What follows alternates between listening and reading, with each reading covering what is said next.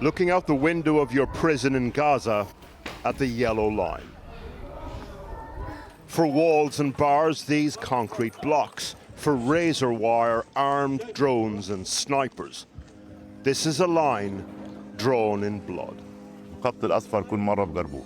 بعد هيك بيجي الأصفر. بعد هيك بيجي الموت. We spoke to families living along the length of the line to try to understand how it's moving and what happens if you get close to it. وين تخبيت؟ ورا الحيطان دور بنفتح. ليش؟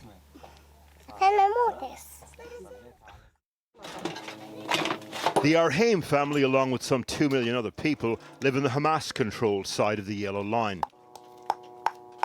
Gaza was one of the most densely populated places on Earth, even before the areas you could live in shrunk by more than a half. Wissam's family lived 240 meters from the line. When they first moved here a few months ago, it was much further away.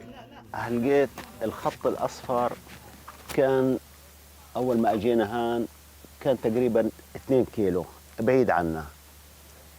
بعد فترة زي هيك صار إيش يوم طخ يوم طخ. There's a daily survival routine when you live along the line. اليوم الصبحية بدري بلشوا طخ يمكن على 6:30 خلصوا يطخوا. هم بدوا من الأذان الأول. بس كان قريب أقرب من دول الطخ كان. The line dictates everything this family does, down to where they look and what they point at. شوف اليهود من هنا. اليهود هيهم. هاي الموقع تبعهم شايف قبالنا بس أنا بديش عفوا أشير عشان ما يلاحظوش. انزل يابا. كل يوم بفوتوا منهم. The destruction visited on Gaza did not end with the US-backed ceasefire signed last October between Israel and Hamas. More than 1,200 Palestinians have been killed by Israel since the deal took effect, according to Gaza's health ministry. 4 Israeli soldiers have also been killed in that time. The Yellow Line, agreed as part of that ceasefire deal, originally gave Israel control of 53% of the strip. The plan was for them to eventually withdraw once Hamas disarms. But Israeli control has now expanded to 64%, a so-called orange line, forcing more than 2 million Palestinians into an even smaller strip of land. Israeli drones, armed quadcopters similar to this one, and snipers guard the line. But this dystopian security arrangement extends beyond it. Wissam has been shot twice while well inside the line. Last year he was hit in the kidney by a stray bullet, and then back in February hit in the leg by what he says was Israeli gunfire.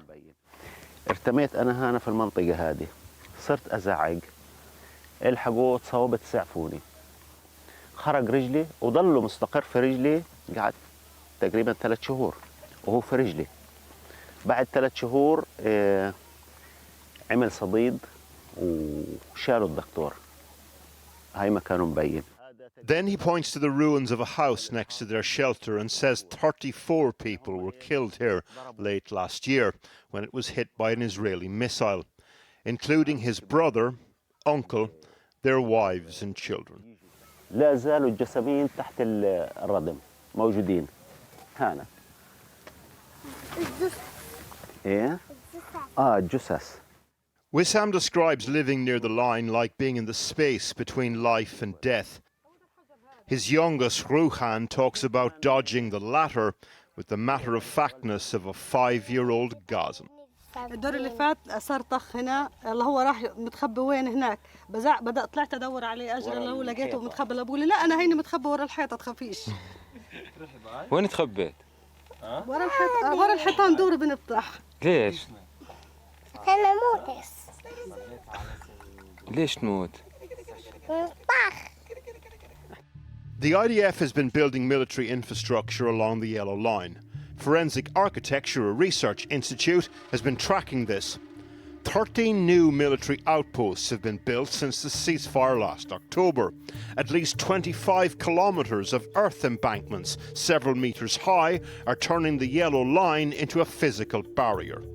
And it's from here that the Israelis use lethal force to police a moving line, with Palestinians not knowing where is safe and where is not.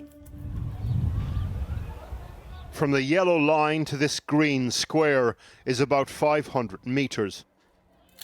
Once upon a time, Sakar Abu Rabi had a much larger holding in land he can no longer access.